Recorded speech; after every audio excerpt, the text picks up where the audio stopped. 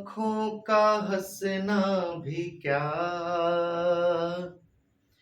जिन आँखों में पानी न हो, उन आँखों का हँसना भी क्या, जिन आँखों में पानी न हो, वो जवानी जवानी नहीं, जिसकी कोई कहानी न हो। जय हिंद मेरे प्यारे छात्रों और छात्राओं, आप देख रहे हैं आप अपना पसंदीदा चैनल प्लेटफॉर्म गुरु क्लासेस। मैं राहुल सर आप लोगों को मैथ पढ़ाता हूं। आज एमटीएस के थर्ड शिफ्ट के बचे हुए क्वेश्चन को हम लोग सॉल्व करेंगे। आज छठा क्लास है एमटीएस के प्रीवियस ईयर को जो हम लोग क्वेश्चन को सॉल्व कर रहे हैं। कल कुछ क्वेश्चन मैंने कराया था थर्ड शिफ्ट का जो आपके प्रीवियस ईयर में पूछा गया था। आज उसके आगे हम लोग बढ़ते हैं, ठीक है। एक पाई चार्ट का क्वेश्चन दिया गया है।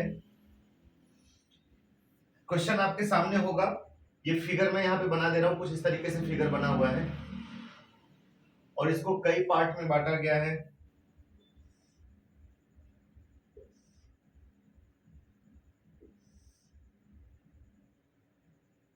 ठीक है, ये आपका 40% लिखा हुआ है भोजन पर, ठीक, और कपड़े पर लिखा हुआ है 9%, ठीक। 10% बचत लिखा हुआ है। शिक्षा पर लिखा हुआ है मेरे दोस्तों 20%। हाउसिंग पर लिखा हुआ है 15%। हाउसिंग यानी घर मकान पर खर्च लिखा हुआ है 15%। और मेरे दोस्तों अन्य खर्च कर रहा है 6%, ठीक है। ये कुल मिलाकर के एक व्यक्ति का खर्च है, निजी खर्च है, अलग अलग जगहों पे खर्च कर रहा है। सबसे ज्यादा खाने पे खर्चा कर रहा है, पेटू है एक नंबर का, सबसे ज्यादा खाने पर खर्च कर रहा है। एक चीज मैं आपको बता दूं, जब भी ऐसे पाई चार्ट का क्वेश्चन होता है तो ये मान के चलिए कि जो पूरा प्रतिशत है ये कुल प्रतिशत मिला करके टोटल यदि आप गिनेंगे तो ये 100% होता है। और यदि डिग्री की बात हो सवाल में तो ये टोटल जो सर्कल होता है, आप सबको मालूम है कि टोटल सर्कल 360 अंश का होता है, ठीक है। तो डिग्री की बात करें तो इसको 360 इसका बेस लेकर के चलेंगे, और यदि प्रतिशत की बात करें दोस्तों तो इसको 100% लेके चलेंगे। सवाल में पूछा है यदि मासिक बचत 5000 है तो शिक्षा और कपड़ों पर कुल खर्च कितना है। मासिक बचत दे रखा है 5000, मासिक बचत मेरे दोस्तों कितना दे रखा है 5000। तुरंत आप प्रतिशत में देखिए कि प्रतिशत में उसका मासिक बचत कितना है, तो आंख उठा करके देखेंगे तो यही बचत है उसके मासिक, यही बचत है। बचत यहाँ पे प्रतिशत में कितना है 10%। सवाल में कह रहा है 5000, दोनों आपस में क्या होंगे बराबर। 10 की वैल्यू मेरे दोस्तों 5000 है, तो आपको कह रहा है सवाल में कि शिक्षा और कपड़े पर कितना खर्च कर रहा है। शिक्षा पर देखेंगे तो 20%, कपड़े पर 9%, यानी 20 और 9 कितना 29% टोटल खर्च कर रहा है शिक्षा और कपड़े पर। हमें 10% की वैल्यू आपके सामने 5000 दिख रही है, 29% की वैल्यू बतानी है, तो ये वाली वैल्यू 10 हमेशा नीचे आ जाएगा। जिसकी वैल्यू बतानी है उसका हमेशा गुणा कर लेते हैं दोस्तों। एकदम धीरे से आप जो है इसमें 29 का गुणा कर लेंगे, 0 से 0 कट जाएगा। 500 में 29 का गुणा करेंगे, 2 0 पहले ही चिपका दीजिए। 5 9 होता है 45, 5 दूना 10, 4 14500। आपका जो उत्तर होगा इसका 14500 होगा मेरे दोस्तों, ठीक है, बना लीजिएगा।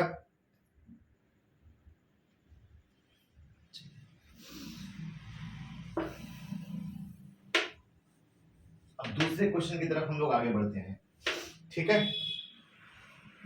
दूसरा क्वेश्चन ये कह रहा है, कहां गया कहां गया कहां गया, हाँ, 16,000 रुपए की धनराशि राहुल और विनोद में बांटी गई। देखिए 16,000 रुपए की धनराशि है, ये दो व्यक्तियों में बांटी गई, राहुल और विनोद में।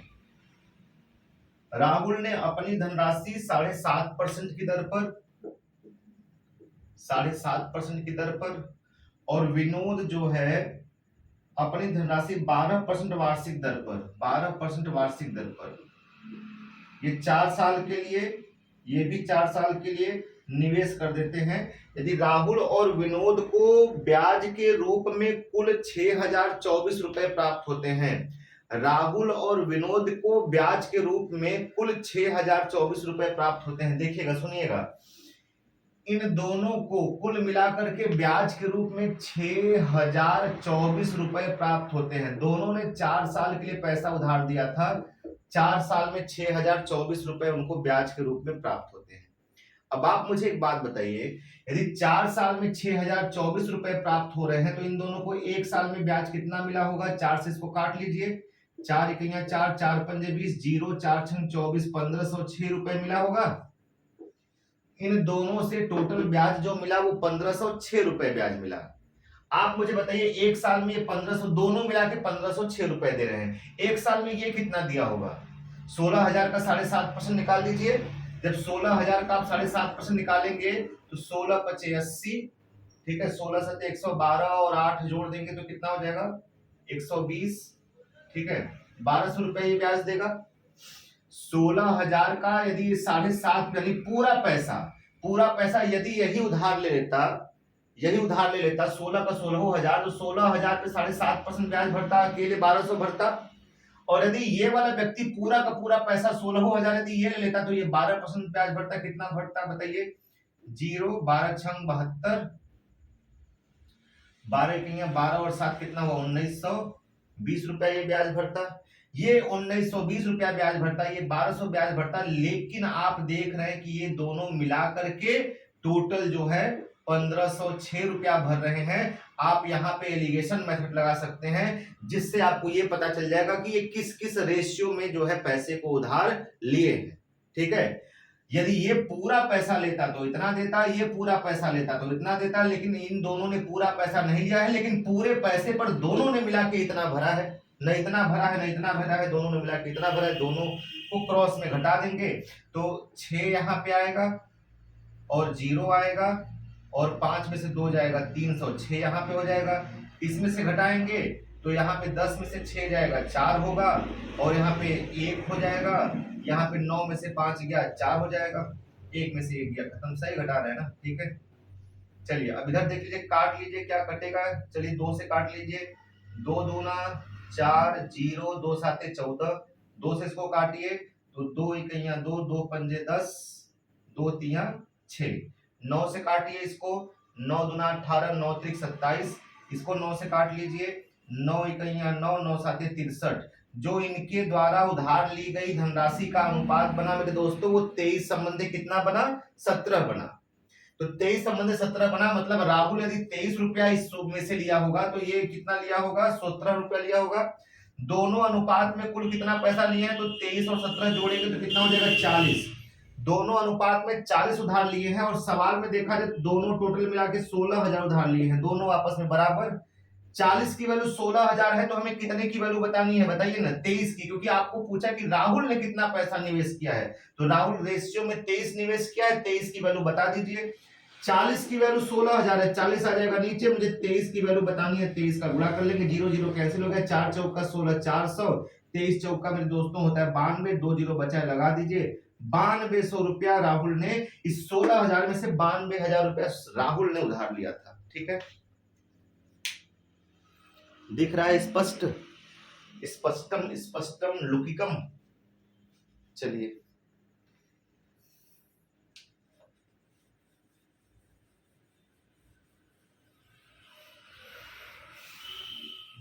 अगले क्वेश्चन की तरफ अब हम लोग आगे बढ़ते हैं। अगला क्वेश्चन क्या है देखिएगा।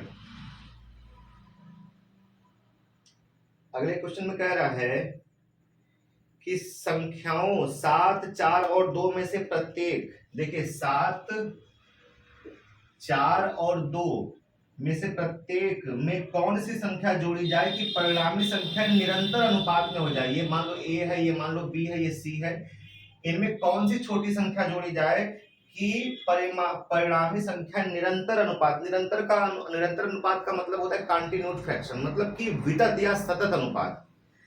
ये वितत या सतत अनुपात तृतीय अनुपाती के अंतर्गत आते हैं। ठीक है, इसमें 3 राशियां दी गई होती हैं। देखिए इसका नियम समझ लीजिए पहले। इसमें क्या जोड़ी जाए कि ये समानुपात में हो जाए, ठीक ना। तो ये जो सवाल है ये तृतीय अनुपाती के अंतर्गत है। तृतीय अनुपाती का नियम क्या है कि पहले और दूसरे का अनुपात दूसरे और तीसरे के अनुपात के क्या होता है, बराबर। यानी पहले और दूसरे का जो अनुपात होता है वो दूसरे और तीसरे अनुपात के क्या होता है, बराबर। अब यहाँ पे आप मुझे बताइए, बाह्य राशियों का गुणनफल आंतरिक राशियों के गुणनफल के बराबर होता है, मतलब ए का गुणा सी में होगा और बी का गुणा बी में होगा।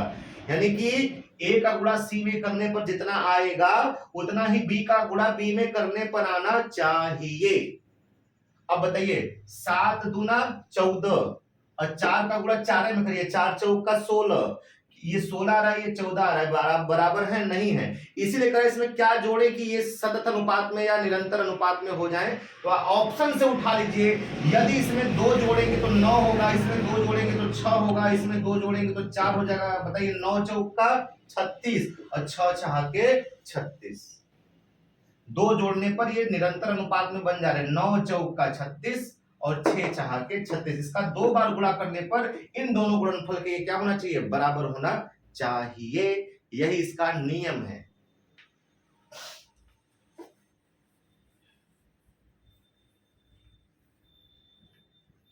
ठीक है, अगला क्वेश्चन है, कहां गया, हाँ लिखिए। अगला क्वेश्चन है, करे एक हॉस्टल में 1200 छात्र थे। देखिए, औसत से रिलेटेड क्वेश्चन है। मैंने एक तरीका निकाला है मैट का। एम का मतलब मेंबर, ए का मतलब एवरेज और टी का मतलब टोटल। ये टोटल कैसे निकलता है, इन दोनों का जब गुणा कर लेंगे तो ये टोटल निकल के आ जाता है। ठीक है, वो टोटल वो नहीं जो चाय पान की दुकान पर मिलता है, लोग देखते हैं दागते हैं, वो टोटल नहीं। ठीक है, चलिए, एक हॉस्टल में 1200 छात्र थे। सवाल आपको दिख रहा होगा, मैं समझा दे रहा हूं। जब 1200 छात्र थे तो इनका औसत खर्च रोज का कुछ ना कुछ होगा, खाने का, मेस का औसत खर्च कुछ ना कुछ होगा। नहीं दिया है तो हमने मान लिया ये औसत खर्च इनका x रुपया हो रहा होगा। प्रतिदिन एक बच्चे पर x रुपया गिर रहा है, तो 1200 बच्चों पर टोटल खर्चा कितना गिरेगा, बताइए ना। 1200x गिरेगा, बोलिए, 1200x गिरेगा। अब 300 बच्चे और बढ़ जाते हैं तो 1200 में 300 बढ़ जाएंगे तो 1500 हो जाएंगे। ठीक है, और प्रति व्यक्ति औसत खर्च में 5 की कमी आ जाती है। पहले x खर्चा था, अब 5 की कमी आ गई, तो x माइनस कितना हो जाएगा, 5 हो जाएगा। तो अब टोटल कितना खर्चा होगा, गुणा कर लेंगे तो ये हो जाएगा 1500 x माइनस 15 पचे 7500। ठीक है, पहले रोज का खर्चा था 1200 x, अब रोज का खर्चा है 1500 x माइनस 7500। सवाल में एक चीज बोला है कि जैसे ही 300 छात्र बढ़ जाते हैं तो मेस का खर्च 5000 रुपए प्रतिदिन बढ़ जाता है। कितना रुपया बढ़ जाता है, 5000 रुपया प्रतिदिन बढ़ जाता है। मेस का पहले खर्चा कितना था, 1200, अब खर्चा कितना है, 1500 x माइनस 7500। तो ये वाला पैसा बढ़ गया है, इससे कितना, 5000। मतलब इन दोनों के बीच का जो डिफरेंस होगा वो 5000 होगा मेरे दोस्तों।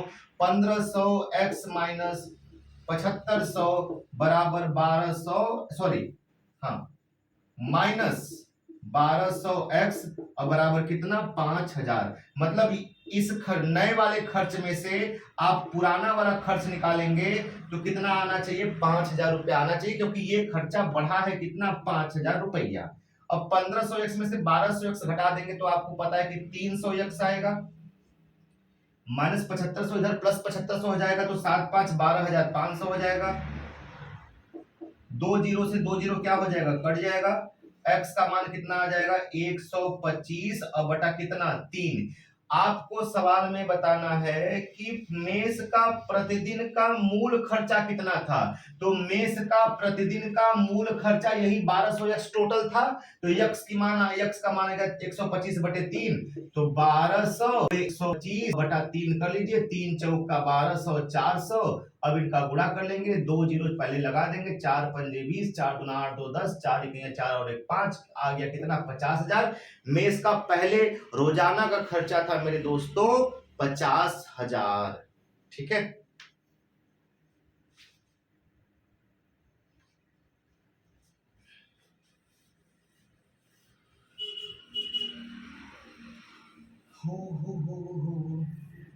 एक औसत का सवाल देखिए और आया हुआ है। 50 ओवर वाले क्रिकेट के मैच में 50 ओवर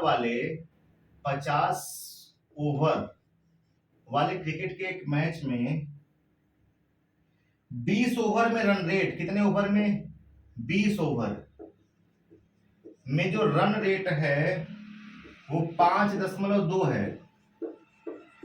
रन रेट कितना है, 5.2 है। इसका मतलब समझ में आ रहा है, 50 ओवर का मैच हो रहा है, 20 ओवर में जो रन रेट चल रहा है वो 5.2 का, मतलब कि प्रति ओवर में 5.2 रन बन रहा है। तो बताइए 20 ओवर में टोटल कितना बना होगा, गुणा कर लेंगे ना, 0 लगा देंगे, 5 2 दूना 4 हो जाएगा, 2 पंजे कितना हो जाएगा, 10 हो जाएगा, एक अंक पे दशमलव लगा दीजिए, 104 रन।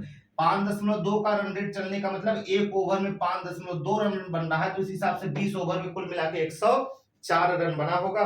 कह रहा है कि 344 रन के लक्ष्य तक पहुंचने के लिए शेष 30 ओवर में क्या रन रेट चाहिए। हमको 344 के लक्ष्य पर पहुंचना है और 104 रन हमने बना लिया है, तो इसको इसमें से घटा लेंगे तो पता चलेगा कि हमको कै रन और चाहिए।